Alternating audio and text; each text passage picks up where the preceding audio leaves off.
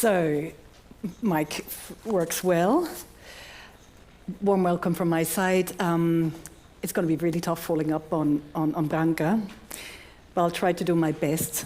Thanks very much, Andreas, for that glorious introduction, which probably did me more justice than I deserve. But let me first thank very much IUF and Caroline and Andreas for inviting me.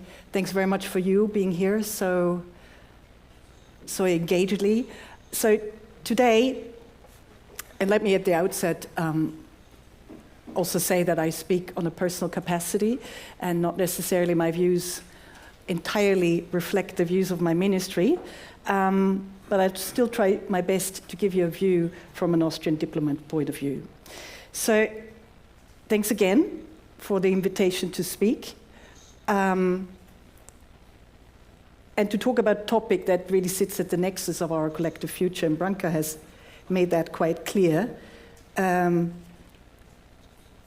Technology and the challenges and opportunities that arise with it for international relations, peace and development, and ultimately for diplomacy itself.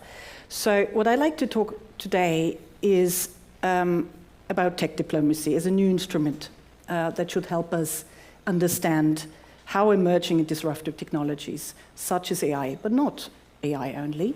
Most of my time I actually work on quantum technologies, which I think is the next frontier and much more exciting than AI. Honestly, for me, AI is a very stupid technology. And backwards, quantum is the cool thing. And we can talk about that. And we have other things that are really exciting. Biotech, neurotech, the Web 4.0 and others that have shaped the diplomatic landscape and how they are redefining power, sovereignty, peace, and international cooperation.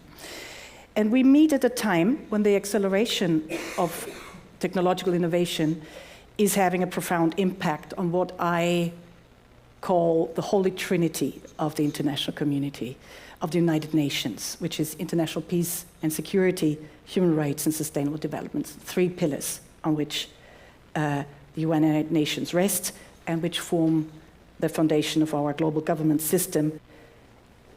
And they're all reshaped by the promises and perils of emerging technologies. And all these technologies are not neutral. They're not only tools of progress. They are geopolitical instruments and vectors for transformation and disruption.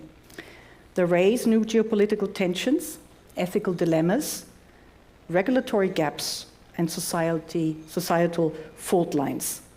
And their transformative potential is only matched by their societal, ethical, and security risks, challenging the very foundation of international cooperation, multilateralism, and global governance. And yet, we've heard they do offer unprecedented opportunities, not only for peace, but for science at large. And I think it's a very much overlooked issue. How we can propel science and innovation at a whole new level. I'd say quantum as a booster gives it an extra shoot. So they can offer unprecedented opportunities, in particular in advancing the SDGs, if and only if we can govern them responsibly and inclusively. So what we're witnessing these days is not only a technological revolution, it is a diplomatic, political, societal, and ethical revolution. And ultimately, it's a battle of the hearts and minds of our future and what it means to be human. And I'll go into it. It sounds a bit dramatic. I hope you're excited. So it is at this juncture that diplomacy itself is evolving and extending in the digital and technology realm. To anticipate risks, mitigate values, what we always did through dialogue, intercultural or interreligious, and promote international cooperation, shape governance, and the responsible development and use of technologies.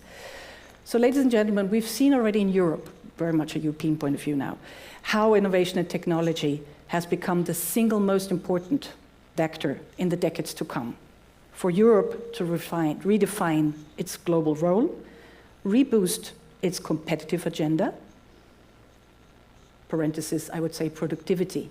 I think the talk about competitiveness misses the mark. And I think that's what it is about, productiveness or productivity, and scale up massively its defense capacities and resilience. Technology is already shaping Europe's most strategic partnerships.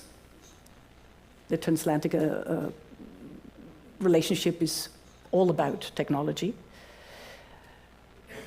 Our relationship with China, and also our engagements with emerging powers like India and other middle powers.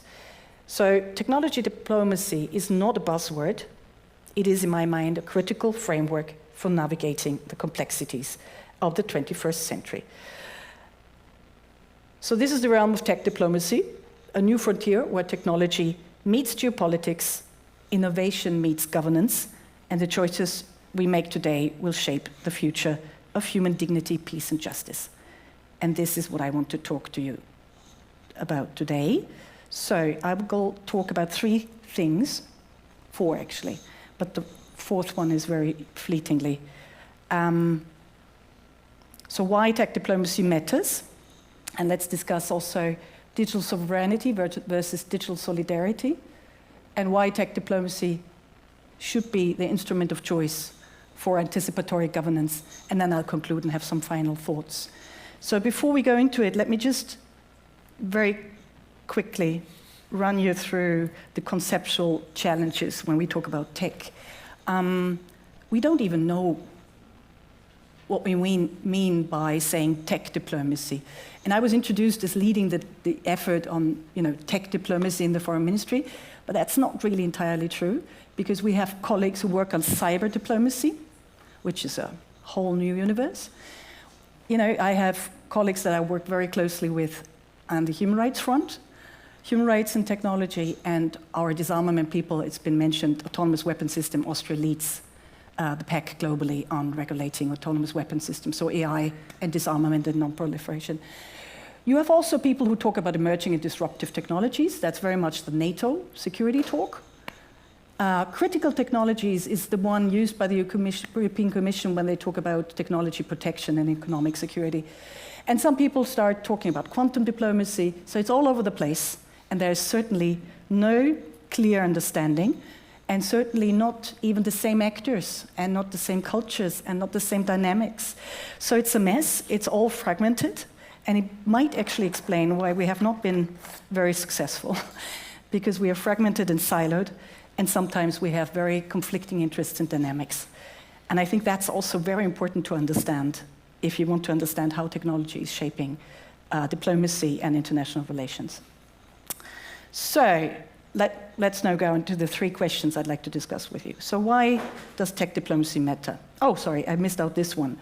I like this one because it's a visualization of the key processes that are on the way internationally on cyber, digital, and tech diplomacy. And this is just the one that I made for Austria. And I copied it from the French cyber and digital ambassador. And he had like 1,000 more tiny little circles. But you see, it's impossible to follow. And it's all kinds of different silos. And we can talk about it. And I give you the slide if you like. Again, with the caveat, this is a not official graph. It's sort of a personal work. And here are the acronyms to explain all the processes. Just for you to understand, there's lots out there, but are they all talking the right language? Are they all really having impact? And do we really have oomph in what we do? So why does it matter?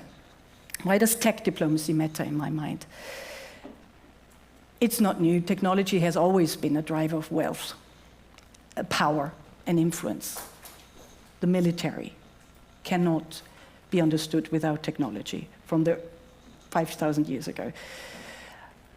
Today, access to and control over emerging technologies define national and economic security agendas.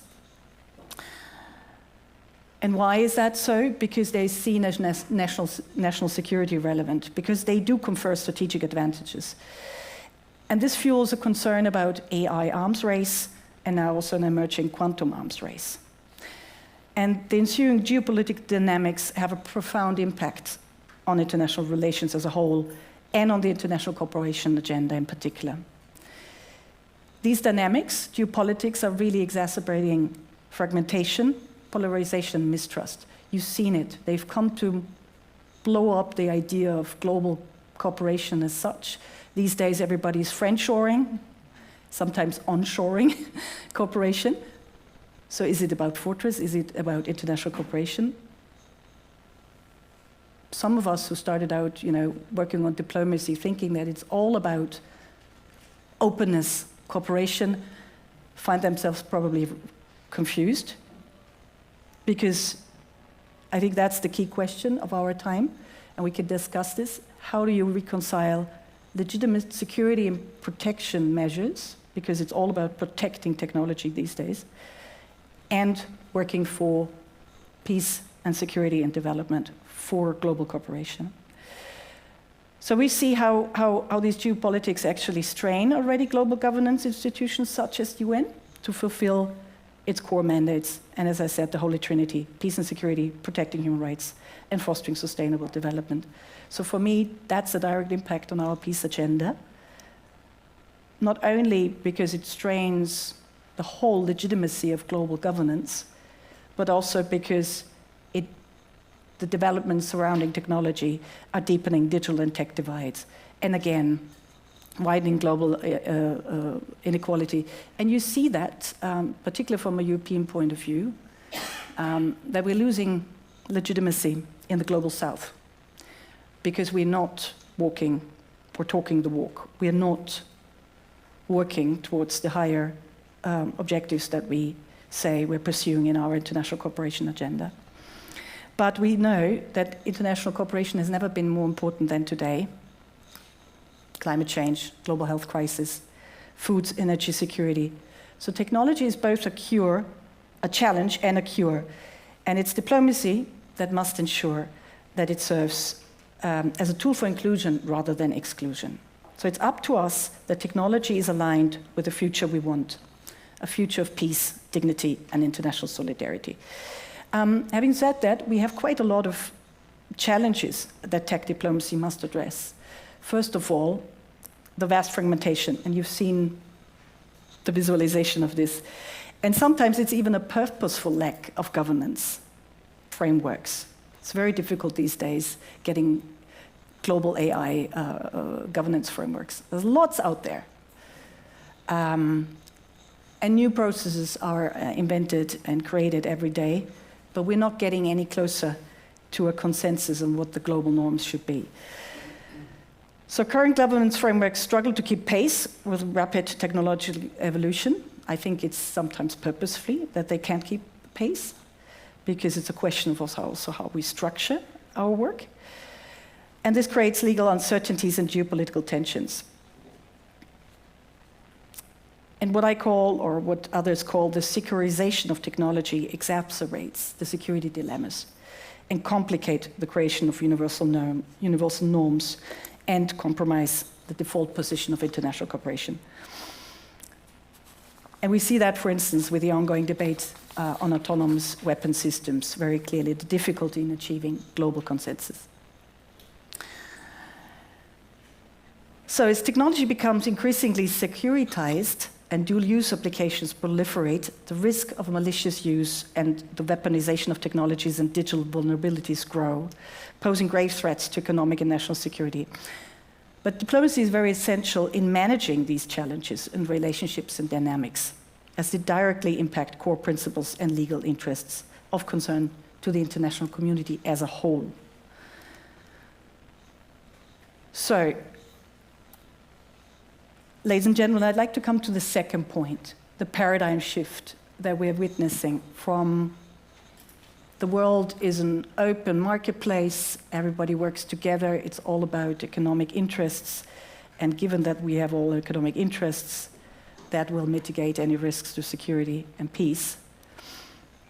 But I think the new defining paradigm that we're currently discussing is, you hear it under digital sovereignty or open strategic autonomy, just reflects the growing desire to assert control over digital infrastructure, data, and technological innovation.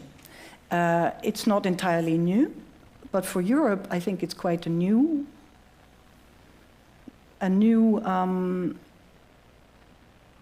stage to look at economics, not only as economics, but as geoeconomics. Trade has become geopolitically extremely charged, but also that economic security has become really the center stage of what we do. And it's a bit tricky with that concept. I think it's necessary. It rests on 3 pillars. The protection, the defensive part, the protection of our technologies through research, security, foreign direct investment controls, outbound investment controls, export controls, huge thing in tech diplomacy. The second is actually building up our industrial base. Branka already said and pointed out that there are massive investments on the way, particularly in the AI field, with the AI factories, the AI gigafactories and whatnot. And the third one is about international cooperation, and that's where we have not really come up with, at least in my mind, a convincing agenda. But if you read the recently introduced or presented joint communication presented by the Commission and the European Action Service on international digital strategy, they talk more about how to expand and deepen our international, our bilateral and regional partnerships and alliances. And we'll see how this will pan out, because right now we still have the difficulty reconciling what is diplomacy and what are international aspects of digital and technology policy. And we can talk about this because there is a big difference, and it's a cultural problem in the European Union to not understand what the differences are and how they can become a married, happy couple. So we've seen that this is a bit of a shift away from this ideal we had in the early 2000s on an open and global internet, and it's become much more of a fragmented digital landscape.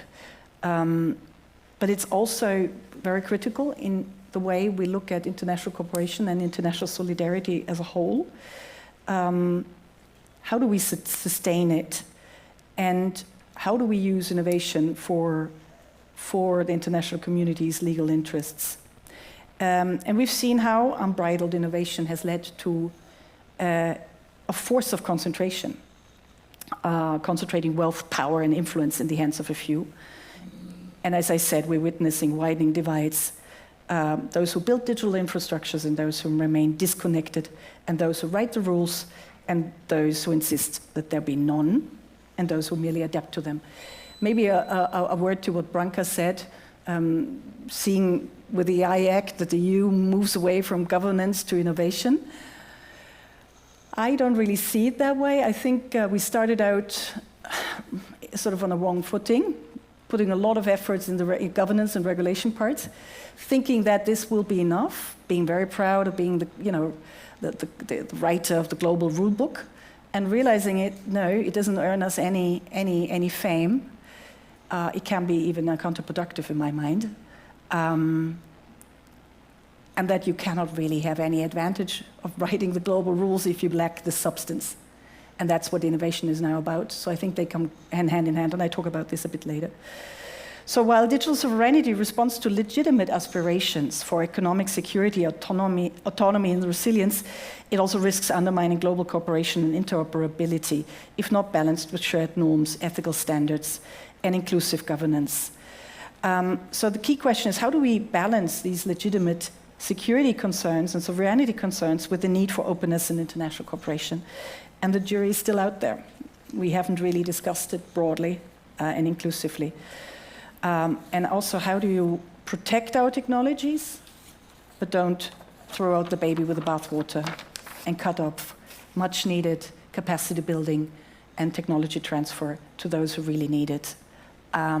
Because Branka will know, technology is not an ideological game. Technology is about development for many countries in the world. It's just bringing the communities forward. They don't want to be drawn into an ideological tit for tat, who's on this sphere and that sphere. This discussion about digital cultural models that I think misses the mark a bit. So I think I said it already, and I think it's a truism that innovation and technology will be key for advancing the SDGs. But I think it's responsible innovation that serves humanity that is true innovation. And you mentioned it as though there's a dichotomy. I think innovation that only serves very few people, for very limited applications is not innovation. I think that's a hype. That's some sort of a cultural colonialism that comes from certain parts. And that's where tech diplomacy, I think, should also work on. Talk a bit later about it. But I think it's very important to understand that innovation or scientific progress as such is a human right.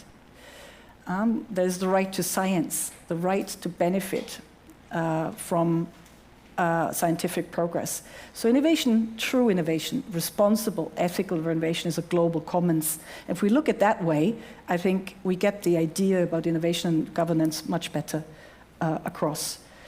So very clear for Europeans to say that when we talk about governance of emerging technologies, through shared global frameworks, they have to be grounded in international law, in particular human rights and international humanitarian law.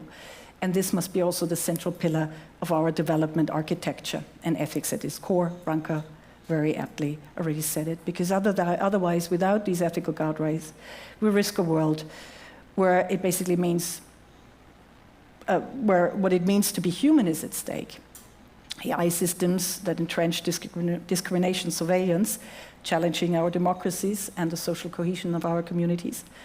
Quantum that promises absolute security, and for others who don't have access, absolute insecurity. Neurotechnologies who challenge the privacy of our most inner thoughts. And immersive tech that blurs truth and manipulates perception.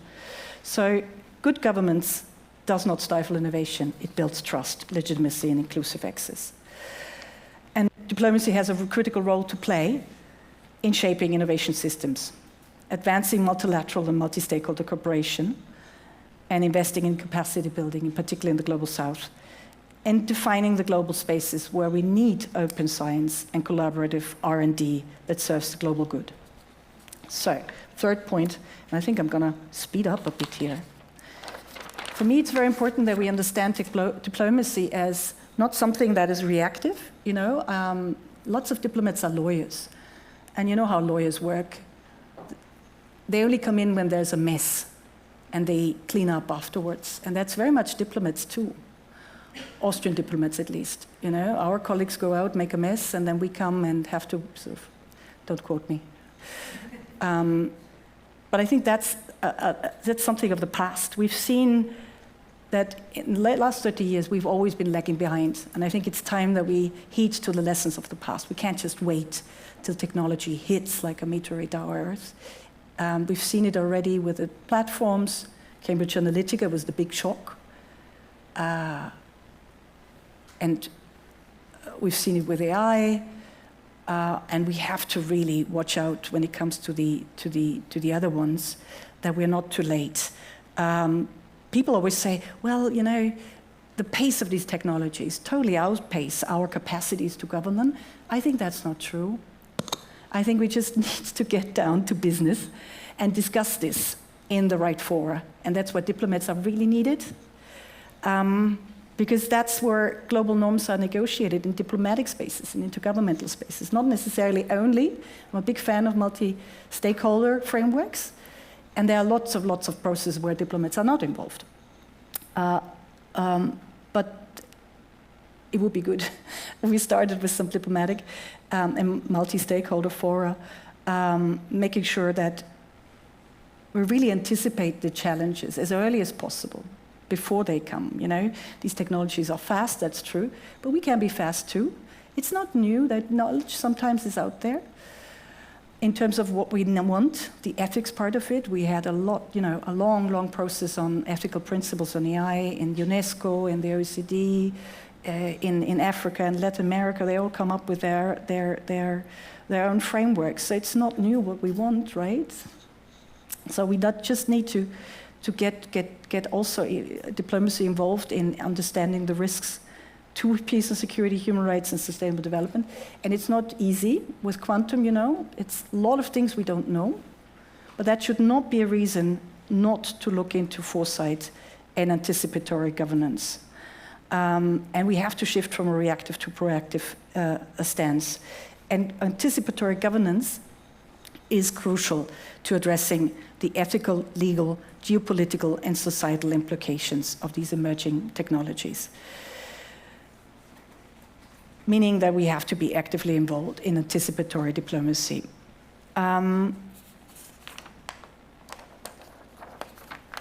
So I think now it's time to conclude. I call it the quantum paradigm shift in diplomacy that we need to really get on with. What I find really interesting with all these technologies, not AI, I think AI is really stupid, but the convergence of AI and quantum, neurotech and biotech and the whole works are really interesting in the way they are human consciousness transforming technologies. And Henry Kissinger was saying something, and I'm paraphrasing it, they are human consciousness transforming technologies in search of a guiding philosophy. I think we're not anymore in the digital age, we're in the post-digital quantum world, a world driven by contradictions, interdependencies, uncertainty, complexity, and ambiguity.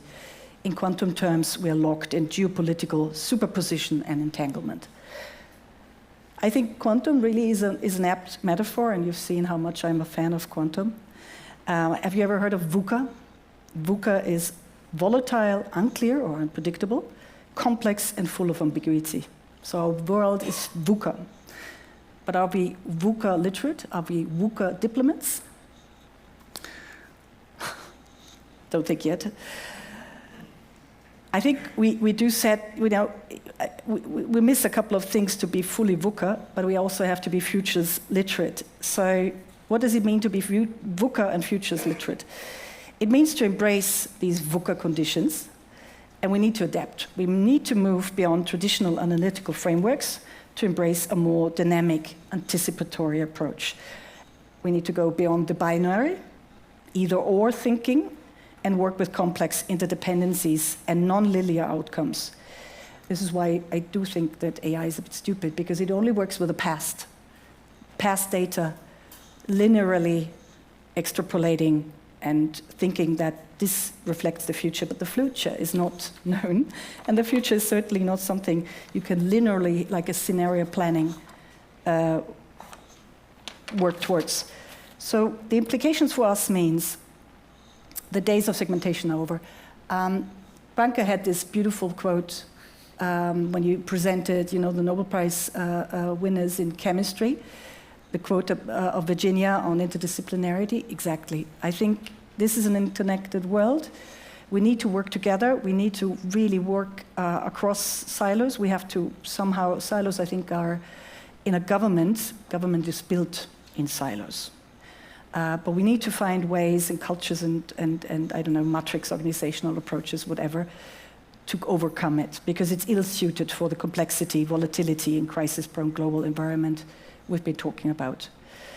And that necessarily means we have to be more working into multi-stakeholder cooperation frameworks.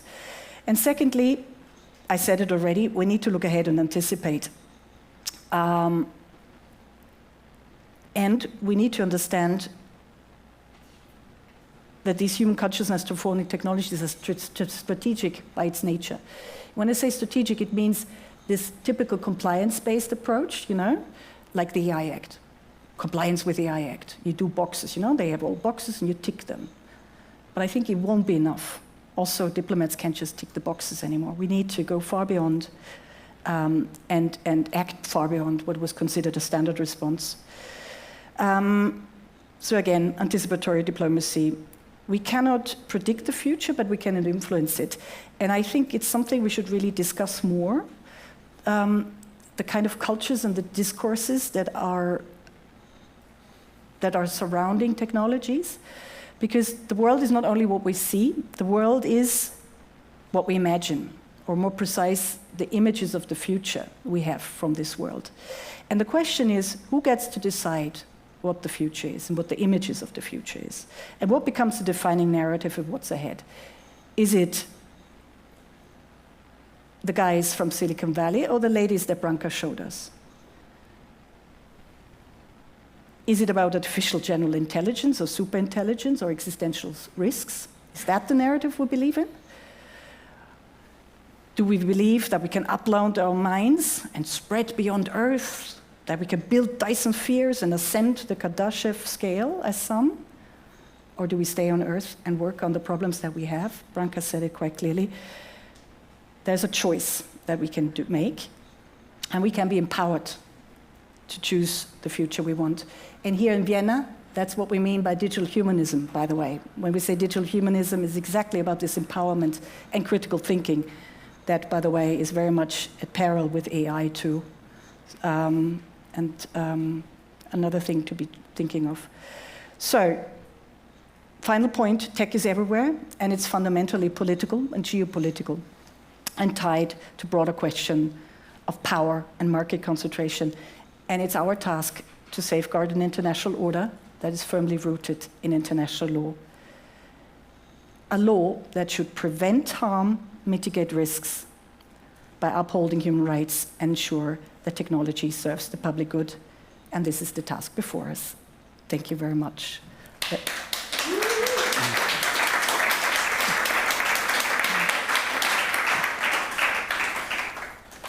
Thank you very much for that really visionary perspective on the future of diplomacy, and I especially loved the concept of the VUCA diplomat. I'm just trying to figure that out. I know there are a lot of diplomats in the audience today, and maybe you have some questions for Claudia now regarding the concept of the VUCA diplomat or other questions. Now is the time to ask her. Even if it's late in the morning. Pardon? Even if it's late in the morning and everybody's craving a coffee. Yeah. After that is going to be a coffee break. Please.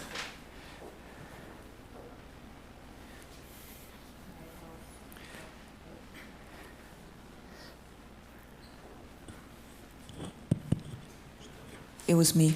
Hi, thanks for the very interesting presentation, which I find very inspiring because of some of the similarities of thought process that I share with you, especially on quantum and how it changed a lot. But I just wanted to ask on diplomacy. Well, it was a problem of sovereignty and solidarity, and I was wondering if you could expand some more on where Austria is standing on the process at the moment. Well, I think it's a fact that Europe needs to tighten up the sovereignty agenda, if you like. You know, I mean, honestly, we've been talking about technological dependence already for 40 years. It's actually not new. Back then, you know, in the 80s, 90s, it was about telecommunication and GSM standard, and Europe was leading, and then the innovation was taken away by the US and Japan. Back then, we were already discussing dependencies and how we could, you know, put at peril our autonomy and our economic security. But back then it was probably different days, and we haven't made any headway. Now we've seen lots of investment. Now we see also a shift in how innovation, technology, and defense are the new pillars of the European Union. We'll see whether we can follow through, whether the money can be brought up. But more critically, whether we can really change the culture in Europe. Because I think, you know, with all the money and all the knowledge that is here, you know, certainly Europe doesn't miss out on talent and scientific, really big substance. But really, we really suck at providing the right venture capitalist elements that startups need. And I think it's not I mean, I just read an article on how the UK wants to make itself the AI global leader. And, well, they position themselves very much between the innovation and governance spectrum. I already explained that I think it's a false dichotomy. And in the article, there was exactly a quote from a startup guy who said, you know, the innovation part of the bureaucracy, the problem with governance, is not so much an issue for us right now. For us, it's do we have access to venture capital? Do we have, you know, the structure in place where we can move and scale quickly? And that's where we have a real problem in Europe. Someone said it already, well, was it Branka? This is a huge machinery. No, a Spanish colleague said it's a huge machinery We still haven't overcome, our siloed thinking, 27 mini fiefdoms, everybody doing their own. Everybody has their own AI national strategy. Everybody has their own R&D promotion tools. And we never scale, because we spread out too thinly. And there's not even the interest in cooperating together, I was at a meeting a couple of years ago, called in by the German cybersecurity agency, which arguably has the most money. And they were calling in, trying to get other cybersecurity security technology promotion agencies to pool, to have bigger sort of moonshot mission type of thing, and pool the resources together with European money. It was not possible. The only people who showed up was me, a Slovak colleague, the Danish diplomats, the Danish tech ambassador, and who else? And the Swedes. And the rest didn't even follow suit. There's no interest in Europe to really overcome our scale problem. And if we don't overcome that, I think all the money will not go anywhere. And the second point, the data spaces. I think we have a real problem with data. Again, too fragmented, too siloed. So that's on the digital sovereignty thing. I think it's a must. It's a necessity. There's no, but we have no real strategy in the sense of how do you balance this? Because you will have to be a bit more granular in understanding where you need to protect the technology. So with who do we sort of in concentric circles, where you can only cooperate among the 27 from a European point of view now, where you have to expand cooperation with like-minded, who's like-minded these days, and where do we need to work with everyone? Because as I said, I truly think that we have to balance it out, because this is a real issue for 3/5 of the world. We cannot just totally leave that out. And there are no real discussions on this on the global scale. I'm a big fan of UNESCO, because I've served there as ambassador. But I think it's where, I think you start a conversation about ethics of something. And what does ethics mean? It's not something nice to have to be a good person. It's about doing the right thing as a community. And we don't have these discussions yet. So we need to have a discussion on how to keep up cooperation and openness as much as we can, and be much more sophisticated in our analysis of where do we need to cooperate and where we cannot cooperate and where we have to cooperate. And that strategy is not yet there. I think it can be done. You can balance them very well out. Thank you. We have another question over there. Yeah, so The microphone is coming. Just 1 second. Excellent. thank you. Thank you. My name is Valse Dunik. I'm coming from industry, and you really pointed out what I find, or the industry find, the fragmentation and also lack of coherent frameworks. There are starts, and as you say, what is ethics? So I have 2 questions. One is, you touched on frameworks and AI ticking boxes. I'm with you, but I'm thinking, you also mentioned there should be a global framework, and if you see that Europe and the US is far apart from regulating AI, so where should it actually sit, the responsibility? Because I think Caroline Cattrall wrote a fantastic book, How to Survive the Tech Pros in Silicon Valley. So only with governments, or do we just take away the responsibility from technology, because they should also have a certain responsibility to sell ethic AI? So first question. Second question is related to that, is you touched on the narrative. And in my opinion, in my observation, the technology is driving the narrative and not the ethics, or AI for good. What is your view on that? How can we more influence? You mentioned be more active, but this is my worry, because it's very driven by technology, and there's a hype. It's overpromised what it can deliver, and under-delivers at the moment when I think about industry. You're absolutely right. Let me start with the narrative, because I've given you some thinking. And I'm always, we discussed the AI Safety Summit series, where I felt that the Brits were very much captured at the beginning of the existential risk for people out there. But I think the UK government has put it a bit more in a different realm. But you're right. I think the narratives, we have to watch out for the narratives, and we have to be much more empowered to understand where these images of the future that we have come from. And right now, as I said, it's very much driven by a few people with their own agenda, with their own ideologies that I'm not always sure that they align with what we as a whole, and I just say, as a global community of 9 billion people really want. As I said, I think there is a role for diplomacy to work harder on this, even though we all have, really lots of constraints in these dire geopolitical times. It's very difficult to transcend this binary view, who's good, who's bad. That's what I meant with granularity. And that's, I think, where we have to be, we have to look a bit more broadly at the picture. And right now we're missing out on the platforms where we can discuss and come together in a more holistic way. I mean, I'm a big fan of multi-stakeholder models. The responsibility is with all actors. The complexity is daunting. And again, not only the complexity, but also the responsibility. Everyone in their different roles and perspectives has a role. The academia, the technical communities, civil society, international organizations, certainly the private sector. How do you overcome the problem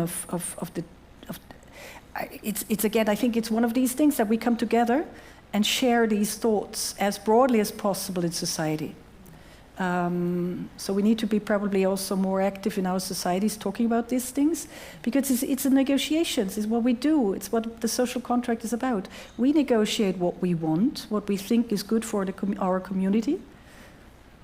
And the rules out there, we know basically much. With human rights, we have a good anchor. And it's not that difficult, because people always say, well, how can we? It's true, human rights are not uniform. I think we overstretched the idea of human rights. But in the end, if you look what the Sustainable Development Goals are, it's the blueprint for quality of life for each person and each community.